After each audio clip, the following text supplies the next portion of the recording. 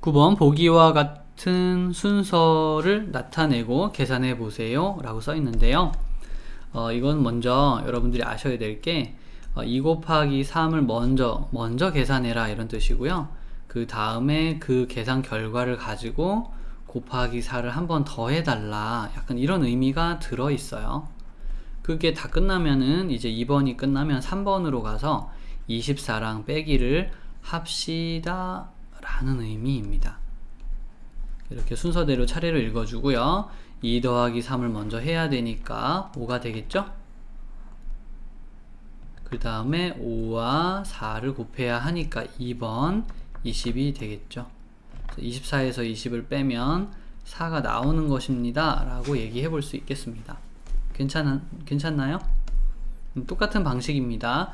가장 첫 번째 계산해야 될 거를 초록색으로 표현해야 된다면, 글쎄요, 뭐 40 빼기 14를 먼저 해도 되고 25 곱하기를 먼저 해도 상관없습니다. 이거는 계산 순서가 반드시 이 사람을 먼저 해야 된다 이런 건 없어요.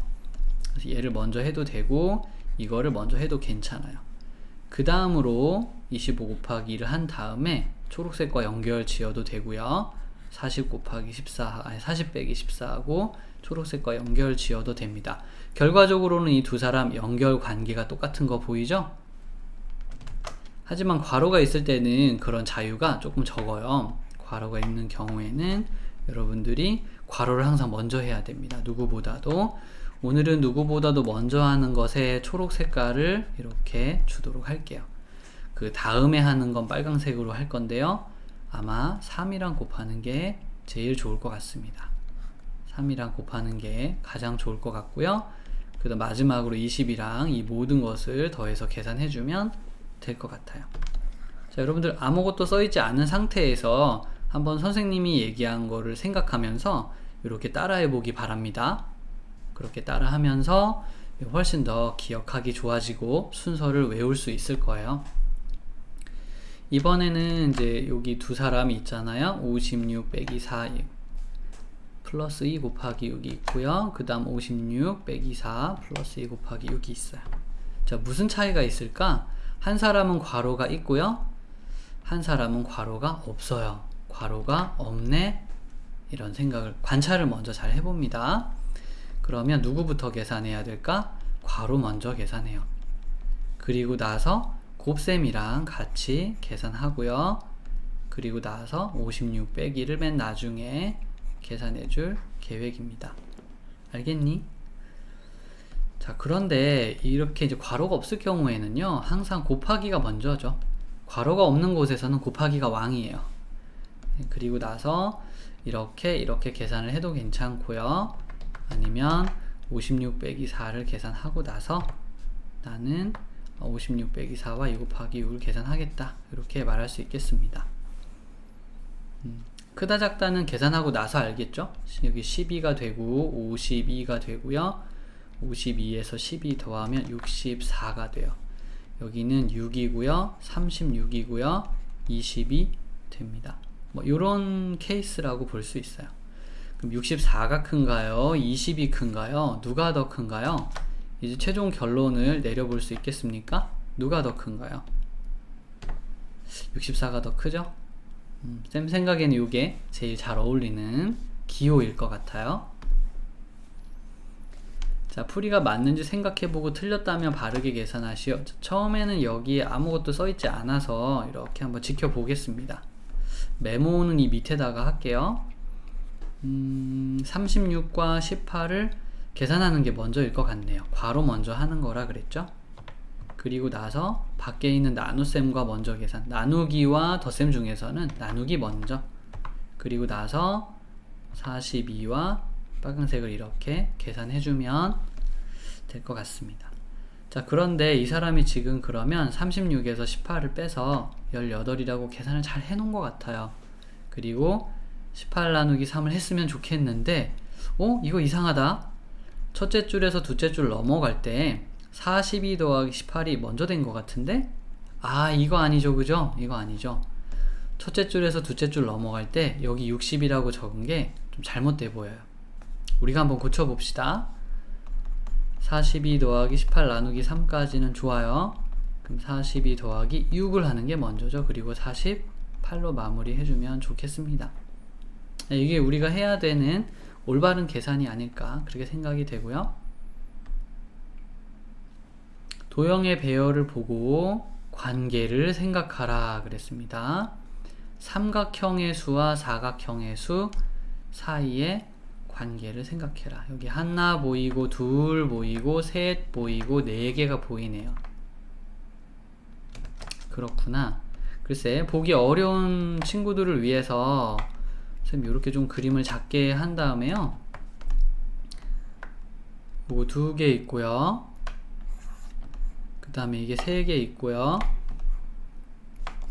그 다음에 이게 4개 있고요. 계속 이렇게 가는 거야. 그래서 이분 얘기가 삼각형이 10개인데 라는 말은 이 삼각형이 1개, 2개, 3개, 4개 가다가 진짜 10개까지 갔다는 그런 뜻이에요. 이게 정말 10개까지 갔다. 자, 잘 이해가 안 가는 분은 정말 10개를 그려봐도 되겠죠. 네, 물론 이제 손으로 그리기엔 매우 어렵습니다. 관계를 이해하고 그 규칙을 따라서 말하고 추측해요. 규칙을 파악해서 추측해서 얘기하는 게 가장 좋아요. 이렇게 그림을 다 그리는 것은 추천하고 싶진 않지만 정 머리가 이거를 상상하기 너무 힘듭니다 라고 생각하신다면 1, 2, 3, 4, 5, 6, 7, 8, 9, 10 이렇게 보고요. 하나, 둘, 셋, 넷, 다섯, 여섯 셀 수도 있겠죠. 20개 나오는 거 알 수 있긴 하거든요. 근데 그렇게 하지 마시고요. 한 개일 땐 2개 있고 2개일 땐 4개 있다 이렇게 생각을 합니다. 그러니까 사각형의 개수는 삼각형의 개수 1을 곱한 것 같아요 이렇게 추측하고요. 삼각형이 10개일 때는 하고 계산해서 20개입니다. 30개일 때는 계산해서 60개입니다. 주로 이렇게 말해주기를 바란다는 거예요. 이렇게 바라면서 이 문제를 만든 거예요. 그래서 어떤 친구들은 그렇게 하지 않고 이렇게 그림을 다 그리는 경우가 있는데 그것은 이 제작한 사람의 마음, 의도를 잘 이해하지 못한 게 아닐까 한번 돌아보고요. 자, 우리는 그렇게 하라는 뜻이 아니에요. 응? 전체적인 돌아가는 분위기를 보고 아마도 이런 식이 있으면 좋지 않을까요? 라고 생각해 보라는 겁니다. 이런 관계가 있는 게 아니겠습니까? 라고 생각해 보라는 거고요. 그걸 여러분들이 나름 이렇게 표현해 보는 것까지가 선생님이 좀 한번 했으면 하는 것 중에 하나예요. 네, 나중에 이제 좀 요게 중학교생이 되면 함수라는 이름을 달고 다시 나오게 됩니다. 함수가 뭐지? 한번 궁금해 해보시고 유튜브나 구글을 찾아서 한번 그 공부해 보는 것도 나쁘지 않을 것 같아요. 이번에는 분수만큼 색칠하고 크기 같은 분수를 써보세요 그랬는데 전체 9칸 중에서 진짜 하나, 둘, 셋, 넷, 다섯, 여섯, 일곱, 여덟, 9칸 중에서 색칠한 게 몇 개? 6개다 이렇게 보는 거죠. 6칸에 색칠을 하겠어 이렇게. 이 사람은 전체 6칸 중에서 하나, 둘, 셋, 넷, 다섯, 6칸 중에서 3칸에 색칠을 하겠어 라는 뜻이 돼요. 색칠을 하겠어. 3분의 2도 마찬가지로 전체 3칸 중에서 2칸에 색칠을 하겠어 라는 뜻입니다. 여기에 이렇게 색칠을 하겠어 라는 뜻이에요. 알겠니? 그러면은 크기가 같은 분수는 누구일까요? 내 생각에는 이 9분의 6과 3분의 2가 그림에서 이렇게 차지하는 부분이 똑같아 보여요. 그래서 9분의 6과 3분의 2를 똑같은 사람이라고 얘기해보고 싶어요. 안 똑같아 보이는데? 그럼 쌤이 그림 다시 그려줄까? 그림을 그릴 때 9개 중에 6칸 색칠하면 되죠? 1, 2, 3, 4, 5, 6을 생각하고 이렇게 6칸을 색칠해보세요. 그러면 색칠하는 방법을 바꿨을 뿐인데 정말 둘이 똑같아 보이죠? 이렇게 하는 것이랍니다. 8분의 6과 크기 같은 분수를 모두 찾아서 동그라미 표 하세요 그랬습니다. 자, 이번에는 선생님이 여기서 특별한 거 하나 알려줄게요. 아까처럼 그림을 그리는 것도 좋지만 그걸로는 좀 쉽지 않을 수 있습니다. 그래서 네모난 그림을 그리거나 아니면 분수를 똑같은 수를 서로 곱하기를 하거나 아니면 8분의 6에다가 똑같은 수를 이렇게 나누기를 하여도 분수의 크기는 8분의 6에서 변하지 않는다라는 특징이 있어요. 예를 들자면 4분의 2는 2분의 1과 똑같기도 하고요. 8분의 4와 똑같기도 합니다. 이거를 기억해 달라는 거예요. 일단 그림을 그려서 푸는 것과 지금 녹색 이렇게 네모 안에 보여준 계산 성질을 이용해서 푸는 방법 두 가지를 한번 소개를 해볼게요. 먼저 8분의 6 같은 경우에는 8개로 자른 것 중에서 하나, 둘, 셋, 넷, 8개로 자른 것 중에 6칸을 색칠한 거다 이렇게 보고 있습니다. 8개로 자른 것 중에서 6칸을 색칠한 것이랍니다. 그죠? 그럼 4분의 3은 어떨까요? 4분의 3은 4개로 자른 것 중에서 3칸입니다 이런 뜻이거든요. 4개로 자른 것, 이걸 4개로 이렇게 잘랐다고 한번 생각해봐. 그 중에 3칸 이만큼이에요. 이만큼이 3칸입니다.